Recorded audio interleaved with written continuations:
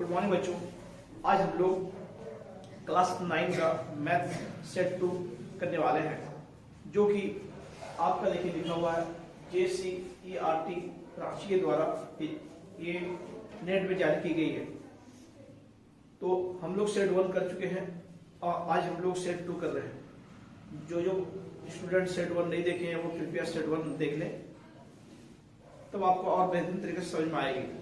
आज हम लोग सेट 2 चालू करते हैं। देखिए, मैंने कल आपको बताया था कि आपको सब मिला के 40 क्वेश्चन रहेंगे आपका एग्जाम में। आपको इसमें कोई नेगेटिव मार्किंग नहीं है, बनाने हैं 40 क्वेश्चन, ठीक है। तो हम चालू करते हैं सेट 2 का क्वेश्चन नंबर 1। देखिए क्वेश्चन नंबर 1 मैं पढ़ रहा हूँ, ध्यान देंगे। क्वेश्चन को बोल रहा है यहाँ पर निम्नलिखित में से कौन अभाज्य संख्या है। आपको अभाज्य संख्या के बारे में पूछा गया है। इसमें 4 ऑप्शन दिया गया है, 2, 1, 0 और 4। देखिए अभाज्य संख्या का मतलब क्या होता है। एक ऐसी संख्या जिसका गुणनखंड केवल 2 हो, एक स्वयं हो और एक क्या हो, एक से हो, तो उसको हम लोग क्या कहेंगे, अभाज्य संख्या कहेंगे। Prime number. तो देखिए आपका अभाज्य संख्या कौन कौन होगा, देख लीजिए। अभाज्य संख्या, एक अभाज्य संख्या आपका नहीं है, एक अभाज्य संख्या में नहीं आता, ठीक है। तो एक को छोड़ दो, 2 से चालू करें। 2 क्या है, देखिए 1 से और अपने आप से भाग होता है, तो उसका गुणनखंड 2 ही होगा, 1 और 2 होगा। इसी तरह 3 का भी गुणनखंड क्या होगा, 1 और 3 होगा। इसी तरह आपका 5, 7, 9 नहीं होगा, फिर 10 नहीं होगा, 11 होगा, 13 होगा, 14 नहीं होगा, 15 नहीं होगा, 16 नहीं होगा, 17 होगा, 19 होगा, आपका 20 नहीं होगा, 21 नहीं होगा, 22 नहीं होगा, 23 नहीं होगा, 23 होगा, 24 नहीं होगा, 25 नहीं होगा, 26 नहीं होगा, 27 नहीं होगा, 28 नहीं होगा, 29 होगा, 31, इस तरह आगे बढ़ते जाएगा, ठीक है। तो आपको यह देखना है जो आपका यहाँ पर ऑप्शन दिया गया, ऑप्शन में कौन आपका है। देखिए ऑप्शन में आपको यहाँ पर दिया हुआ है, पहला नंबर में दिया हुआ A 2, तो आपका 2 ही दिया हुआ। देखिए मतलब आपका आंसर क्या हो जाएगा यहाँ पर, इसका आप क्या लिखेंगे, A 2 आपका प्राइम नंबर है। इस तरह अगला क्वेश्चन देखिए क्या कह रहा है, 2 पूर्णांकों का गुणनफल हमेशा होता है। 2 पूर्णांक का मल्टीप्लाई हमेशा क्या होता है, पूर्णांक संख्या ही होता है। तो ये आपका इसका आंसर क्या हो जाएगा, 2 का आंसर हो जाएगा आपका C पूर्णांक, ठीक है। अब बोलेंगे सर कैसे, देखिए 2 पूर्णांक संख्या बोला है आपको, कोई भी 2 पूर्णांक संख्या आप लिख दीजिए, -3 लिखते हैं और आपका 2 लिखते हैं, ठीक है। अब दोनों को क्या करेंगे, गुणा करेंगे हम लोग। -3 × 2 -6, -6 क्या है आपका पूर्णांक संख्या है, ठीक है। तो ऑप्शन नंबर क्या होगा, C सही होगा। अगला क्वेश्चन देखिए आपको क्या कह रहा है, 3 नंबर क्वेश्चन। 3 नंबर बोल रहा है पाई किस प्रकार की संख्या है। देखिए पाई, जो पाई होता है, पाई क्या होता है आपका अपरिमेय संख्या। तो देखते हैं यहाँ अपरिमेय संख्या यहाँ पर है कि नहीं, ऑप्शन में ए में दिया है क्या क्या क्या आपको प्राकृतिक संख्या है, तो प्राकृतिक संख्या है नहीं। बी पूर्ण संख्या में नहीं है, परिमेय संख्या में नहीं है, इनमें से कोई नहीं। देखिए ये होता है क्या, परिमेय अपरिमेय संख्या होता है, अपरिमेय संख्या। देखेंगे अपरिमेय संख्या ऑप्शन में है कि नहीं, ये ऑप्शन में नहीं है, तो इसका ऑप्शन क्या हो जाएगा, बी। जो भी ऑप्शन था उसमें ऑप्शन में आपका ऑप्शन नहीं है, तो इसमें देखिए इनमें से कोई नहीं, इनमें से कोई नहीं, ठीक है। इस तरह अगला क्वेश्चन जरूर पढ़ते हैं हम लोग। अगला क्वेश्चन क्या कर रहा है, देखिए क्वेश्चन नंबर 4 कह रहा है वास्तविक संख्या है। वास्तविक संख्या क्या है कह रहा है। नंबर 1 परिमेय संख्या, हाँ वास्तविक संख्या परिमेय संख्या भी होता है, अपरिमेय संख्या अपरिमेय संख्या भी होती है। और सी में दिया हुआ ए और बी दोनों, मतलब परिमेय अपरिमेय दोनों। तो आपका ऑप्शन नंबर सी क्या है आपका सही होगा, ठीक है। वास्तविक संख्या क्या होती है, वो आपका दोनों होती है। ये आपका क्या होगा, अपरिमेय भी है।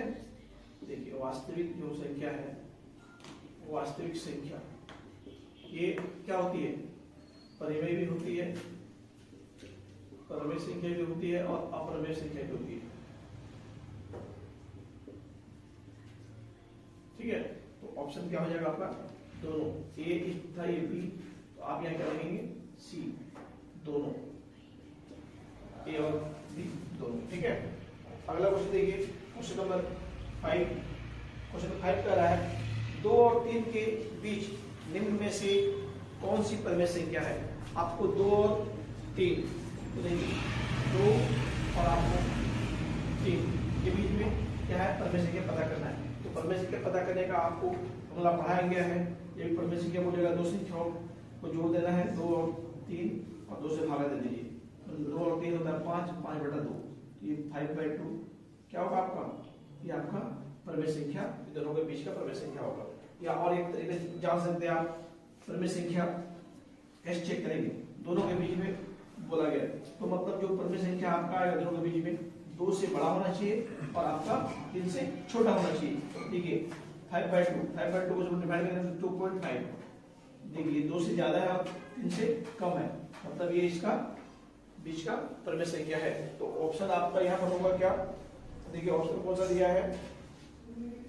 ए में दिया है पाई नहीं होगा, बी दिया है √3 भी नहीं होगा, सी दिया है 5/3 ये भी नहीं होगा, डी 5/2। इसका ऑप्शन आपका बी राइट आंसर होगा। ठीक है, नेक्स्ट क्वेश्चन बढ़ते हैं हम लोग। क्वेश्चन नंबर 6 कह रहा है 2 का पावर -3 है का मान। देखिए आपको क्वेश्चन नंबर 6 क्या कह रहा है? 2 का जो पावर है क्या है? -3 है। देखिए 2 का पावर -3 का मतलब होता है, इसको हम लोग इस तरह लिखेंगे 1/2 का पावर 3 बन जाएगा। ठीक है, मतलब क्या हुआ? 1/2 का पावर 3, मतलब 2 into 2, 2 को 3 बार आप लिख दीजिए। ठीक है, मतलब ये 2 में 4 चलना 8, मतलब ये हो जाएगा 1/8। अब देखते हैं 1/8 कहाँ है, कौन सा ऑप्शन में है? ऑप्शन नंबर सी, आपका सी में 1/8 है, तो आपका ऑप्शन नंबर सी ना करेक्ट आंसर। ठीक है, अगला क्वेश्चन देखिए क्या कह रहा है। क्वेश्चन नंबर 7 बोल रहा है इनमें से कौन एक बहुपद है? देखिए तो बहुपद के बारे में बता देते हैं आपको। बहुपद में क्या क्या बहुपद नहीं होता है तो समझ लीजिए। यदि चर में आपका बहुपद नहीं होता है, ठीक है, कौन रहेगा तो बहुपद नहीं होगा। यदि चर राशि में आपका चर राशि खुद रूट में रहेगा तो बहुपद नहीं होता है। ठीक है, और क्या है? तो चर राशि का पावर आपका फ्रैक्शन में रहेगा, बट्टा में रहेगा। जैसे मान लीजिए 4/3 इस तरह रहे तो ये भी बहुपद नहीं होगा। ठीक है, और इसका पावर यदि मान लीजिए आपका नेगेटिव में रहेगा इस तरह, तो भी ये बहुपद नहीं होगा। फिर और क्या कंडीशन रहेगी इसका? और होता है क्या, वो खुद जो चर राशि है वो आपका इस तरह बाय में रहेगा। मान लीजिए 2 रहे या तो सिंपल 1/x रहे, तो ये बहुपद सब नहीं होता है। और एक क्या होता है देखिए, और एक तो इसका चर राशि का वैल्यू नेगेटिव भी रहेगा और आपका इस तरह बाय भी रहेगा, फ्रैक्शन में भी रहेगा, भिन्न में रहेगा, तो ये सब बहुपद नहीं होता। इस तरह कंडीशन भी मिलता है तो आप क्या लिखेंगे? ये बहुपद नहीं होगा। ठीक है, अब देखना आपको है कि ये सब कहां पर नहीं है वो खोजना है। देखिए 7 नंबर में आपको देखिए इसमें क्या क्या दिया, ऑप्शन में थोड़ा लिख देता हूं आपको। ए दिया हुआ है 2x² + 3x का पावर 1 + 4। देखिए यहाँ पर इसका पावर नेगेटिव आ गया, देखिए नेगेटिव वाला नहीं होता है, मतलब ये नहीं होगा। ठीक है, बी देखिए, बी में क्या दिया हुआ है आपको? 2x² + 3x + 4πx है। देखिए πx मतलब बाय में, ये भी बहुपद नहीं होगा। ठीक है, इसी तरह सी नंबर देखिए, सी नंबर क्या दिया है? देखिए 2 का पावर 2x और 5 + 3x का पावर 4 + 4x + 3। देखिए इसमें क्या है, क्या कोई कंडीशन में है? देखिए रूट भी नहीं है, देखिए पावर बाय में भी नहीं है, देखिए माइनस भी नहीं है, खुद भी ये नहीं है, मतलब ये बहुपद आपका होगा। तो आपका ऑप्शन नंबर सी था करेक्ट आंसर। और डी को थोड़ा देख लेते हैं हम लोग।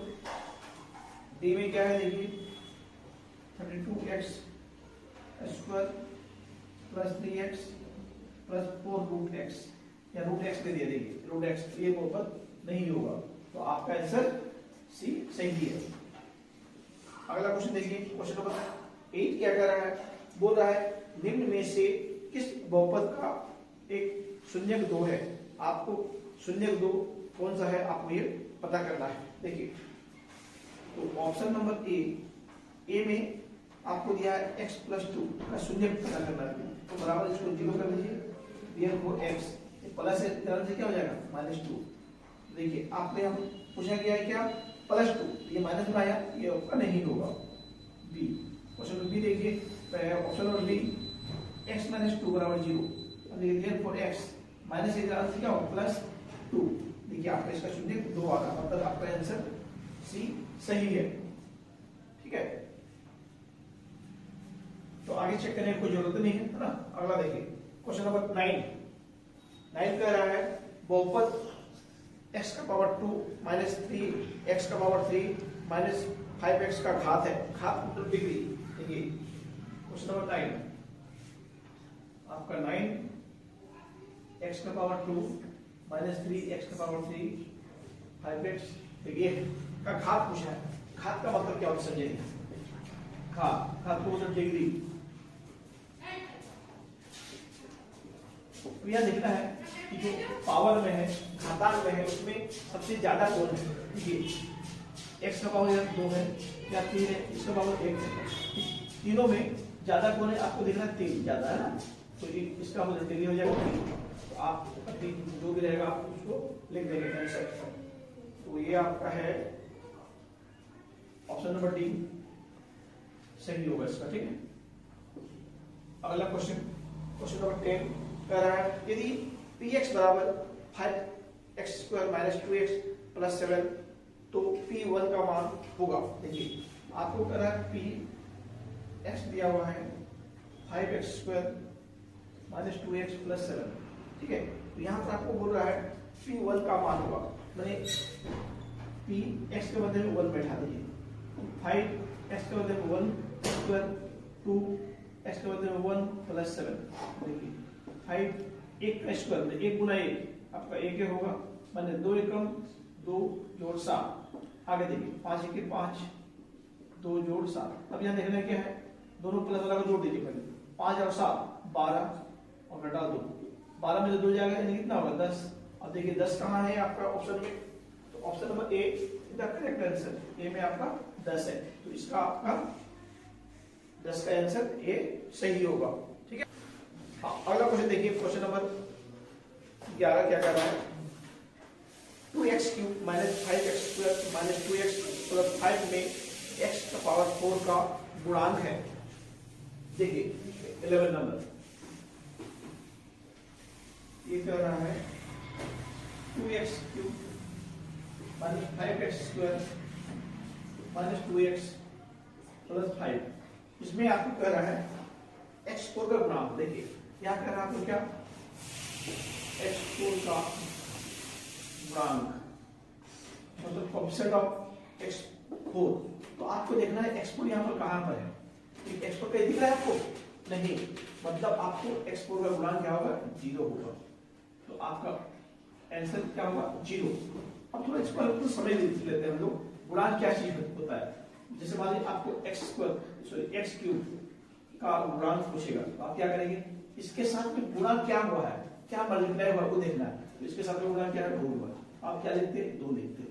इसी तरह आपको पूछता है x² का गुणांक मतलब क्या हो गया, तो क्या कहते हैं आप कोएफिशिएंट ऑफ x² पूछेगा तो क्या कहेंगे, इसके साथ में गुणा क्या हुआ -5 गुणा हुआ, तो आप लिखते -5।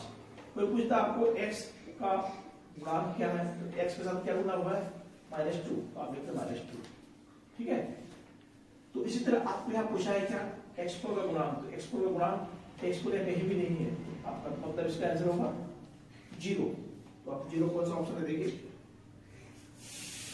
Option number D is the correct answer, D. ठीक है, इसी तरह अगला क्वेश्चन देखिए, क्वेश्चन नंबर 12 क्या कह रहा है, 12 कह रहा है यदि किसी बहुपद px बराबर x का x² प्लस x - 2 को x + 2 से विभाजित किया जाए तो शेषफल होगा। तो इसको बनाना है शेषफल प्रमेय से। ठीक है, तो आप इसको इस तरह की लिखिए, पी एक्स आपको दिया हुआ है क्या, x square plus x minus two. तो सब्स्टिट्यूट करने कैसे करेंगे, तो एक्स प्लस बिल्कुल जीरो ले लेंगे, तो आपका एक्स प्लस क्या हो जाएगा, इधर प्लस में टू है तो ये माइनस में टू हो जाएगा। यहाँ पर आप पुट कर दीजिए सब्स्टिट्यूट में से पी एक्स के बदले में माइनस टू कर दीजिए, हो जाएगा क्या, माइनस टू का whole square plus minus two होगा, तो ये हो जाएगा बराबर माइनस टू का square four plus minus minus होता है माइनस टू, ठीक है, फोर माइनस माइनस जोड़ देंगे, दो और दो कितना होता है चार, तो चार में चार गया जीरो, तो आपका 12 का शेषफल क्या है, जीरो। जीरो कहाँ देखिए, ये आपका ऑप्शन नंबर सी सही है। अगला क्वेश्चन देखिए, अगला क्वेश्चन कह रहा है क्वेश्चन नंबर 13 कह रहा है यहाँ पर x square minus 9x plus के का एक गुणनखंड x माइनस 1 है तो k का मान होगा, तो इसका गुणनखंड है, मतलब आप लिखोगे x माइनस 1 बराबर 0, ठीक है, देयरफॉर x एक हो गया, अब x का मतलब एक बढ़ाना है, तो इस समीकरण में अब इसका मान आ जाएगा। देखिए इसको लिख देंगे क्या, x square minus 9x plus के बराबर 0। अब यहाँ पर क्या रख दीजिए, x का बदले में एक रख दीजिए, x के बदले में एक का स्क्वायर माइनस 9, x के बदले में फिर एक प्लस के बराबर 0, अब एक का स्क्वायर लीजिए एक माइनस 9 का 9 के बराबर 0। अब देखिए 9 में से एक जाएगा तो माइनस 8 प्लस के बराबर 0, ये के बराबर माइनस में एक उधर प्लस 8, तो सब कहाँ है, देखिए आपका option number B is the correct answer. Next question देखिए, क्वेश्चन नंबर 14, ये क्या कह रहा है, x square minus x minus 6 का गुणनखंड है, x square minus x minus 6 का आपको निकालना है क्या, गुणनखंड। गुणनखंड कैसे निकालते हैं समझिए, यहाँ देखते हैं एक्स स्क्वायर के आगे क्या है, एक है, एक एक्स स्क्वायर का गुणांक एक है और अंतिम वाला पद क्या है, अचर पद 6 है, एक और 6 हम लोग क्या करेंगे, यहाँ पर गुना कर लेंगे, एक गुना माइनस 6, तो ये माइनस 6 आ गया। देखिए आप यहाँ पर माइनस 6 को आप ऐसा जो संख्या में लिखिए, उसको गुना करेंगे तो माइनस 6 आएगा, और जोड़ेंगे या तो घटाएंगे तो आना चाहिए कितना, माइनस 1 आना चाहिए, ठीक है। तो वो क्या क्या हो सकता है, देखिए 2 गुना 3 6 हो सकता है, और माइनस भी आना चाहिए, तो ये इसको आप ले लेंगे माइनस, अब इससे इतना घटाएंगे तो आपका हो जाएगा -1, और दोनों को गुना कर देंगे तो माइनस 6 आएगा। तो एक के बदले में हम लोग लिखेंगे क्या, एक्स स्क्वायर माइनस, इसको लिखेंगे 2x प्लस में माइनस 3x माइनस 6। अब देखिए ये दोनों में कॉमन क्या है आपका, यहाँ भी हो यहाँ भी हो, तो x दोनों में मिल रहा है, यहाँ भी मिल रहा है यहाँ भी, x को बाहर निकालेंगे तो यहाँ बचेगा x प्लस 2। अब ये दोनों में देखेंगे, ये दोनों में क्या कॉमन है, तो ये दोनों में -3 कॉमन है, जब -3 कॉमन लेंगे तो दोनों का साइन चेंज हो जाएगा, ठीक है। तो ये आपको देखिए 3x में x -3 चला गया, वहां पर क्या बचेगा x, यहाँ माइनस से देखिए तो ये माइनस देखिए तो प्लस बन गया, या माइनस से देखिए प्लस बन जाएगा, और 6 को हम लोग -3 से भाग दें तो कितना बचेगा, यहाँ पर 2 बचेगा। अब देखिए दोनों में ये सेम सेम है, आ गया x + 2 x + 2, तो यहाँ लिखिए x + 2, और क्या यहाँ पर बचा x, तो x लिखिए या -1 इसका आपका इसका गुणनखंड ये होगा x + 2 x - 3। तो ये आपका काम का है, ये option number D is the correct answer. D में आपका है क्या, x - 3 x + 2, सेम चीज है, आगे पीछे का लिखा हुआ है। हाँ देखिए हम लोग अगला क्वेश्चन भी पढ़ते हैं। अगला क्वेश्चन क्या कह रहा है, देखिए एक आपको ग्राफ दिया गया है, ठीक है, आकृति को देखकर निम्नलिखित प्रश्नों के उत्तर दीजिए। आपको फिगर को देखना है, देख के कुछ क्वेश्चन है उसका आपको जवाब देना है। क्वेश्चन नंबर 15 क्या कर रहा है, देखिए बिंदु L का निर्देशांक क्या है, मतलब आपको L का कोऑर्डिनेट पता करना है। तो देखिए इससे तो पहले इस ग्राफ को देखिए, ग्राफ में कुछ आपको बताने वाले जान लीजिए, तब उसको बनाने में आपको बहुत इजी होगा। देखिए एक ग्राफ है, ठीक है, ग्राफ में ये वाला पोर्शन को हम लोग बोलते हैं क्या, फर्स्ट क्वाड्रेंट, यानी पहला पाद। यहाँ आता है आपका प्लस प्लस आता है, ठीक है, इसको बोलते हैं हम लोग दूसरा पाद, सेकंड क्वाड्रेंट। यहाँ आपका आता है माइनस प्लस आता है, और ये आपका है तीसरा पाद, यहाँ आपका आता है माइनस माइनस, ये आपका एल है, और ये आपका है चौथा पाद, यहाँ आता है प्लस माइनस आता है, ठीक है। और एक चीज बता दें आपको, हम लोग एक नंबर लिखते हैं, मान लीजिए जैसे कि आप लोग पॉइंट प्लॉट करते हैं, तो उसको हम लोग एक्स वाई से रिप्रेजेंट करेंगे। पहला वाला एक्स होगा और सेकंड वाला वाई होगा। एक्स को हम लोग बोलते हैं क्या, भुज, और वाई को बोलते हैं कोटि, ठीक है। एक्स को क्या बोलेंगे हम लोग, भुज, और वाई को बोलेंगे क्या, कोटि। और आपको जो देखिए ग्राफ, ये आपका है एक्स अक्ष। एक्स अक्ष को हम लोग ये कैसा है, सोया हुआ है, इसको बोलते क्षैतिज रेखा, इसको बोलते ऊर्ध्वाधर रेखा, ठीक है, जो खड़ा है, आपको वाई अक्ष को बोलते हैं। अब देखिए आपका एल, एल का क्या पूछा आपको, निर्देशांक पूछा है। एल का है आपका, एल यहाँ है, देखिए, तो इसका क्या बताना आपको, निर्देशांक बताना है। तो एल का निर्देशांक क्या होगा, देखिए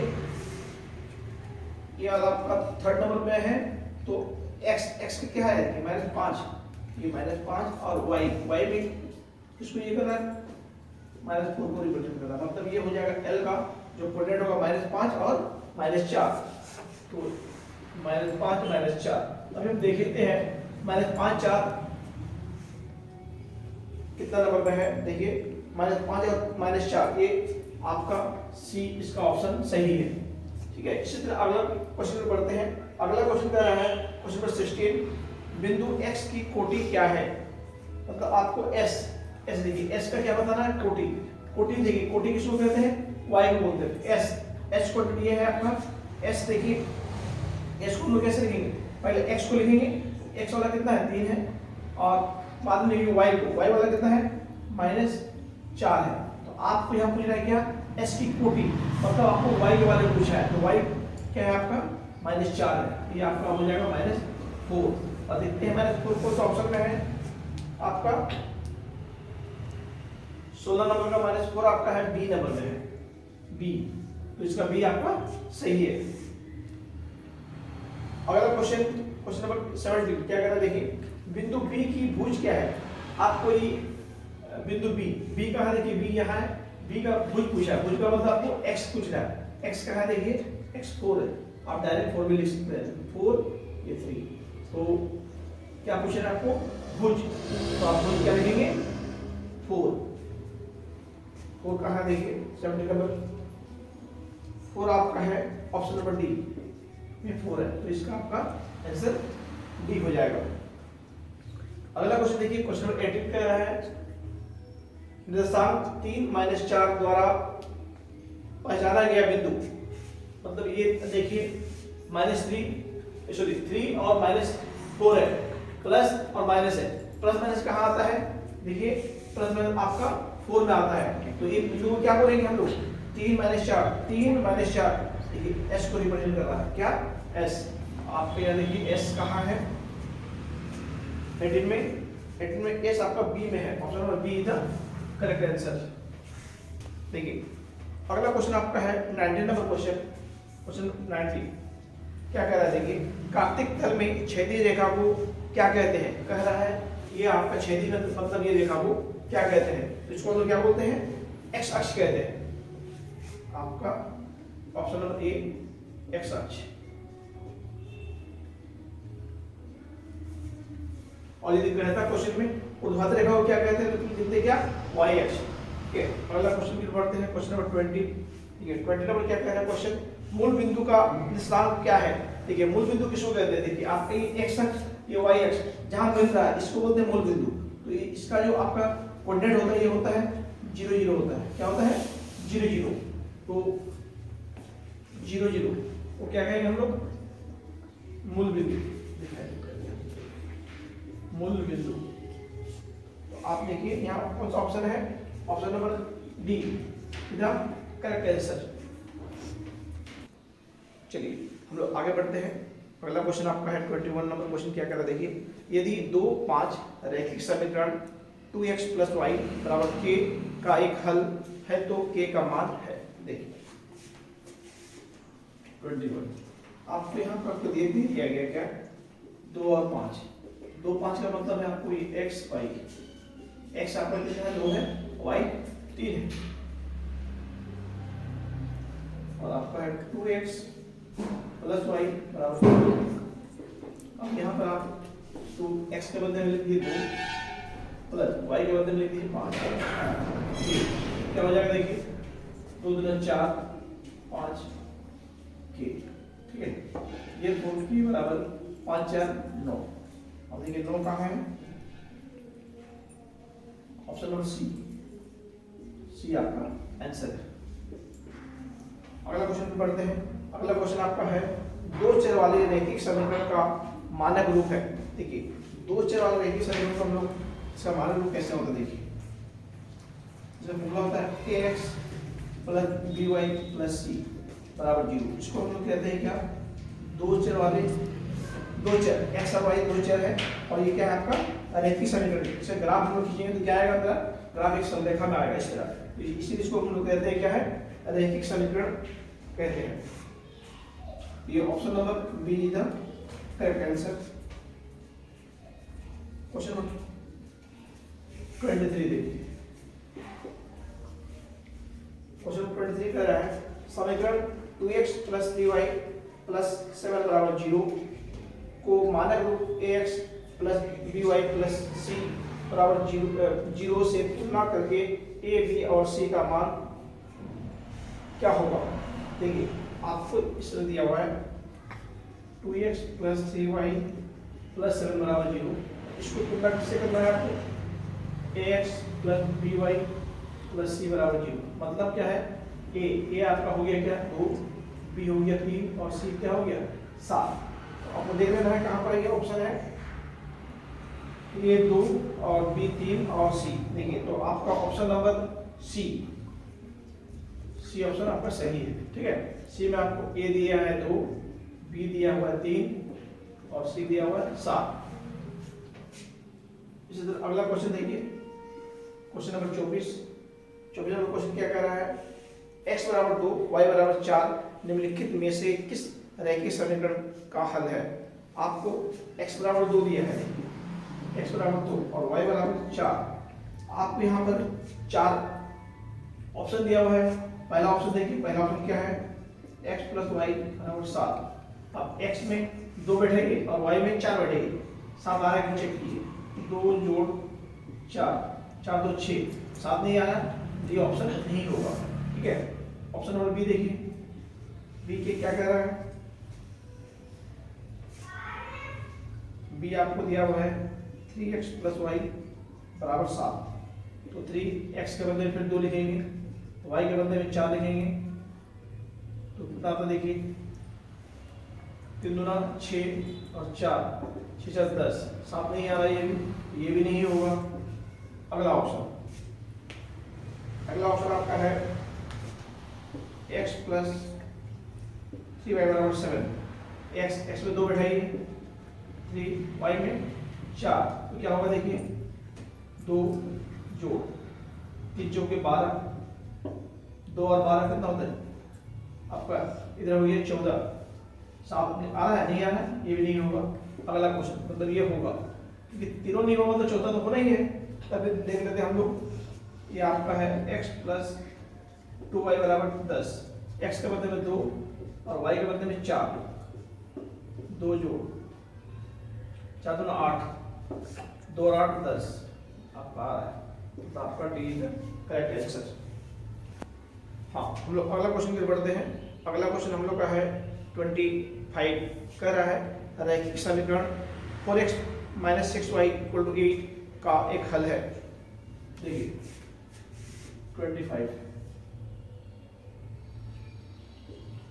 4x minus 6y equal to 8, इसका आपको हल है कि नहीं पता लगा देंगे। Option number A, option A क्या है 3 3 का मतलब x y, x आपका 3 है, y आपका भी 3 है। यहाँ बैठा के देखिए एलएचएस में क्या होगा, देखिए 4 3 बैठाएंगे मैंने 6 3 बैठाएंगे, क्या होगा देखिए 4 दिया 12 6 दिया 18, तो ये माइनस ये क्या हो जाएगा -6। ये डाला है क्या? नहीं आ रहा है, ये नहीं होगा। बी ऑप्शन देखिए, ऑप्शन नंबर बी क्या कह रहा है? बी कह रहा है 5 2, मतलब आपको एक्स वाई, एक्स बराबर क्या है 5 है, वाई बराबर 2 है। बैठाइए यहाँ पर 4, एक्स के बदले में 5 -6, वाई के बदले में 2, 4 बचे 20 -6 2 12, 8 आया, मतलब ये आपका सही है। तो अगला आप लोग चेक करने की जरूरत नहीं है, आगे बढ़ते हैं क्वेश्चन नंबर 26 की ओर। 26 क्या कह रहा है देखिए, 26 यहाँ कह रहा है यदि बिंदु 4 7 2x - y = k द्वारा निरूपित रेखा पर स्थित है तो k का k = what, मतलब आपको ये दिया है 4 7, तो ये x ये y है, x हो गया 4 और y कितना हो गया आपका 7। 2x - y बराबर k।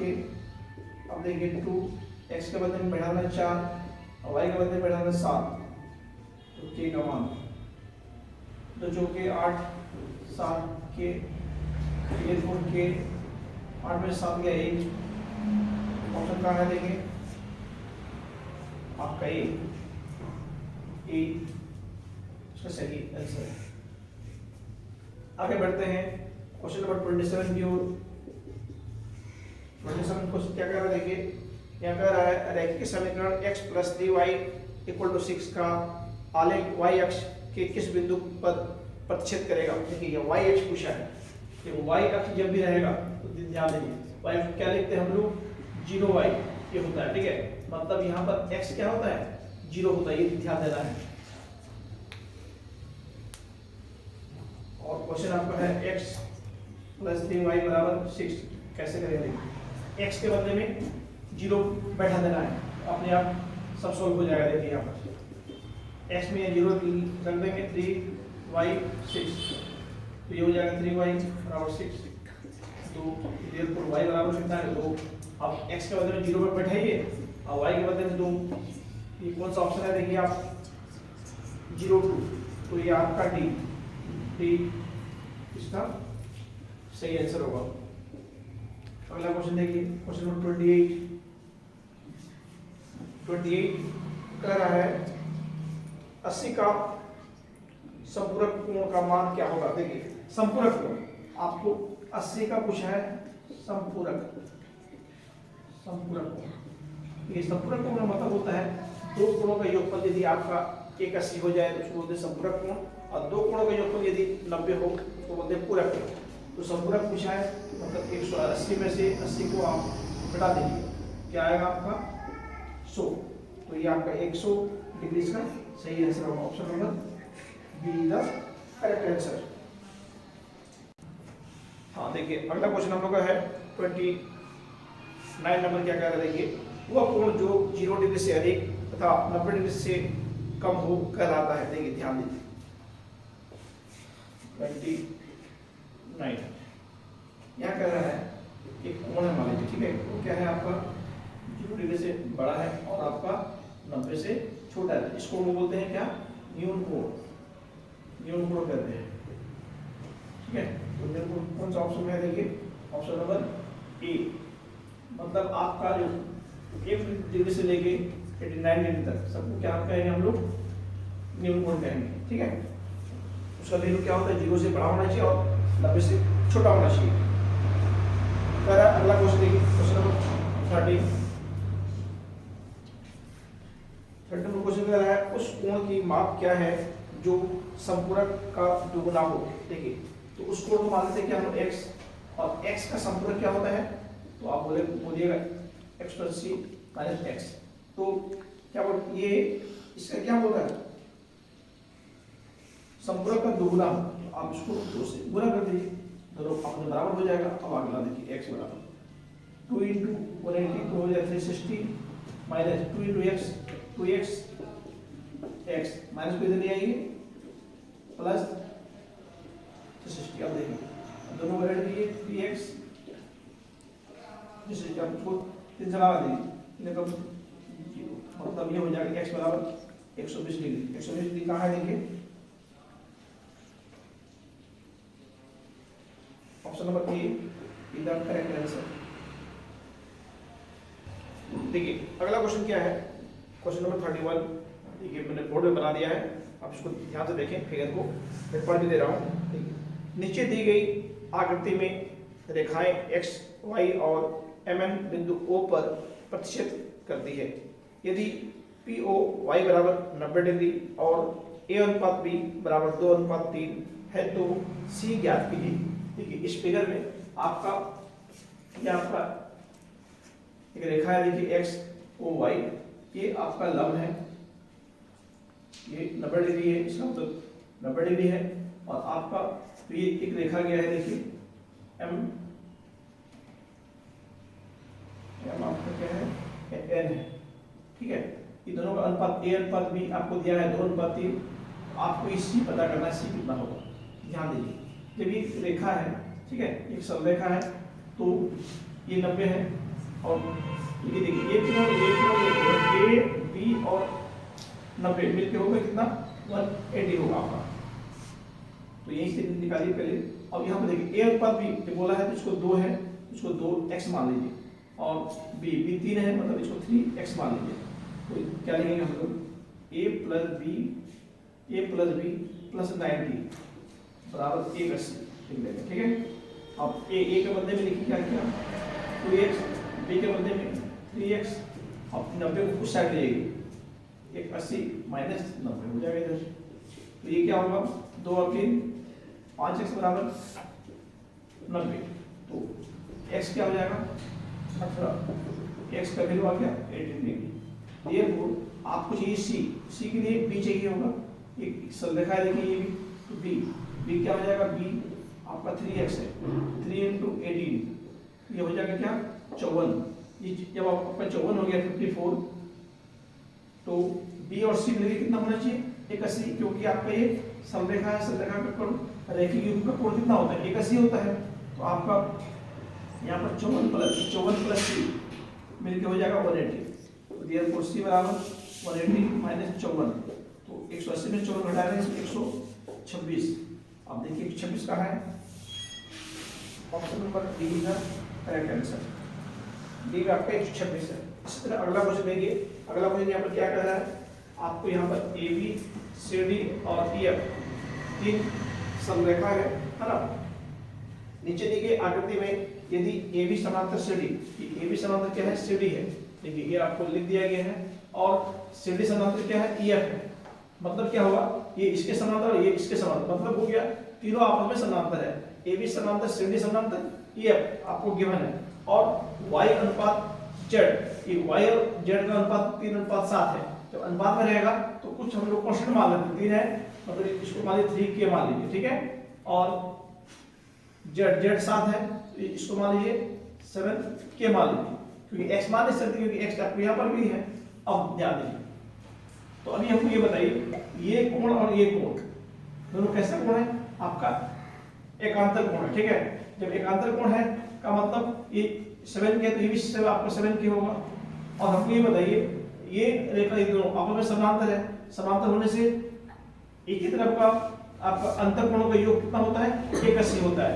मतलब आपका यहाँ हो जाएगा x + y 180, x के बदले में क्या लिखेंगे 7k और y के बदले में 3k 180, देयरफॉर ये हो जाएगा 10k 180, तो k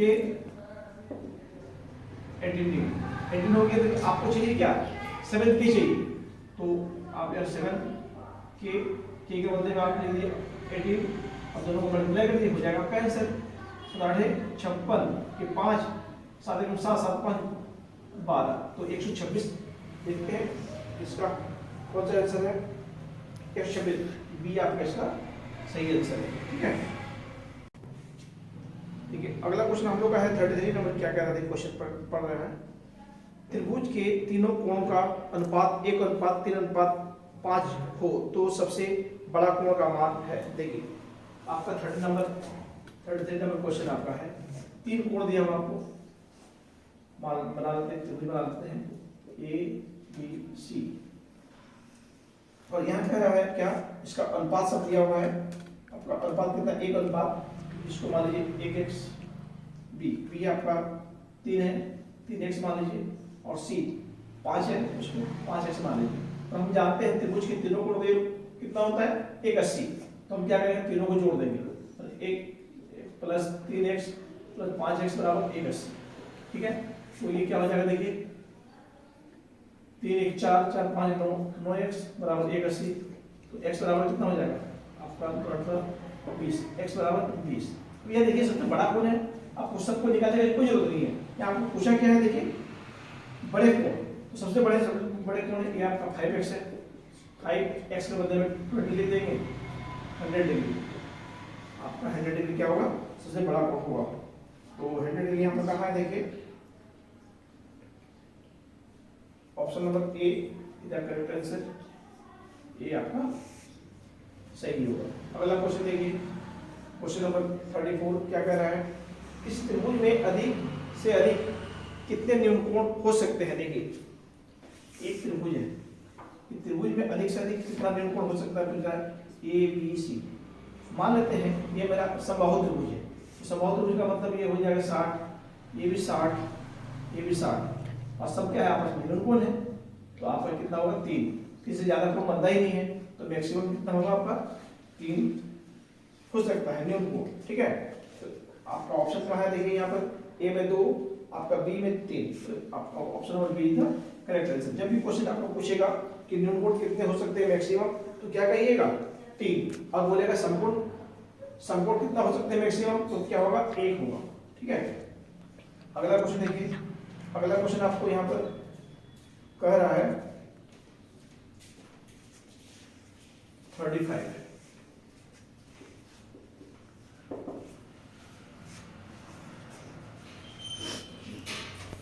देखिए अगला क्वेश्चन आपका 35 कह रहा है, यदि त्रिभुज एबीसी में AB बराबर BC और एंगल A 50 डिग्री है, तब कोण C बराबर है। देखिए एक फिगर ड्रॉ कर लेते हैं, इसको देखिए A B C त्रिभुज है, ठीक है।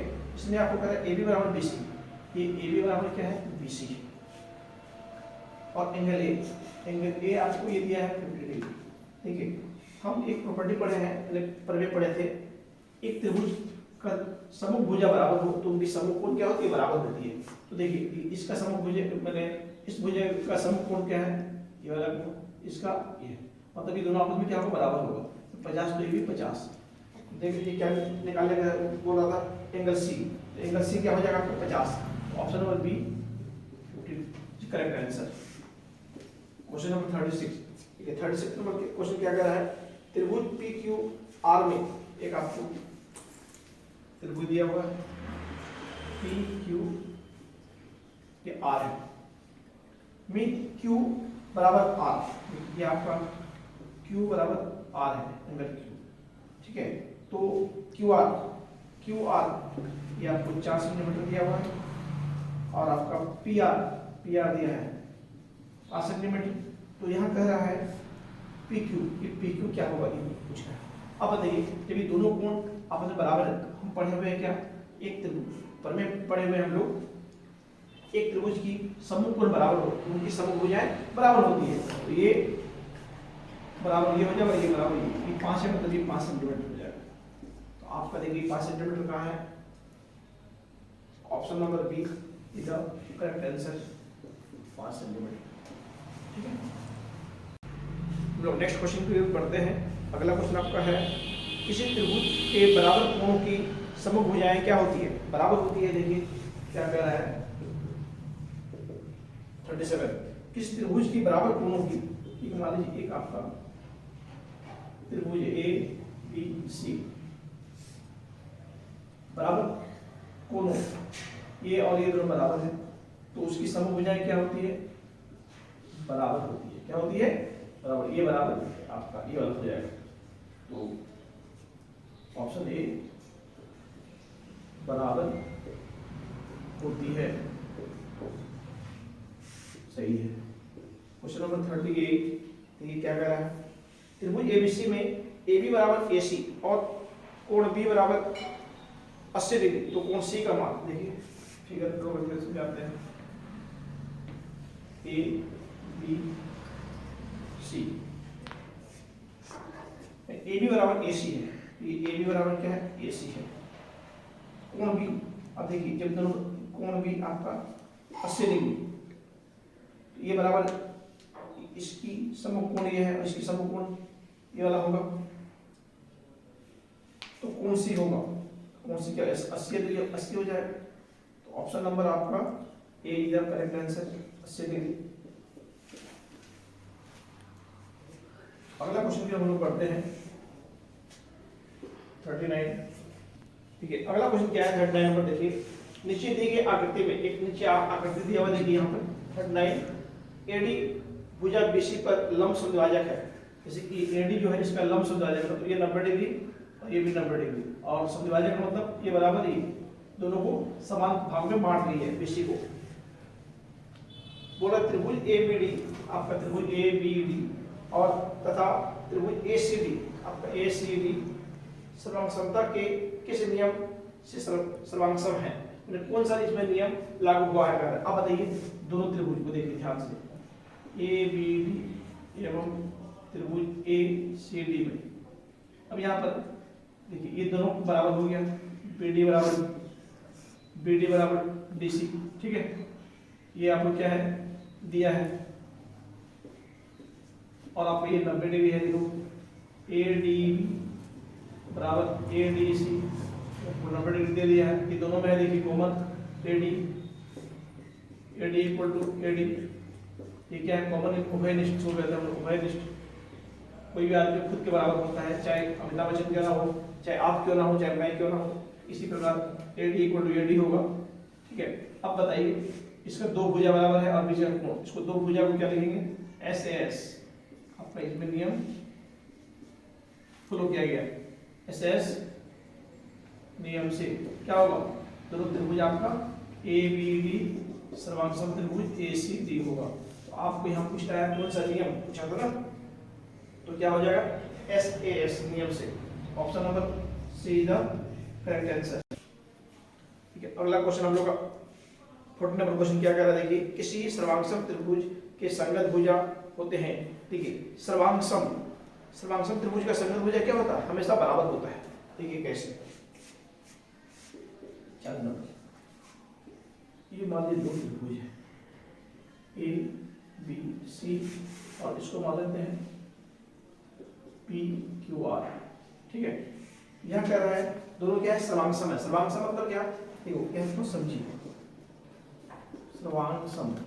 सर्वांगसम का हम लोग सदिविच्छेद करेंगे तो क्या होगा, सर्वजोड़ अनजोड़ सम, मतलब सर्व मतलब क्या सभी, मतलब हो सकता है भुजा कोण सभी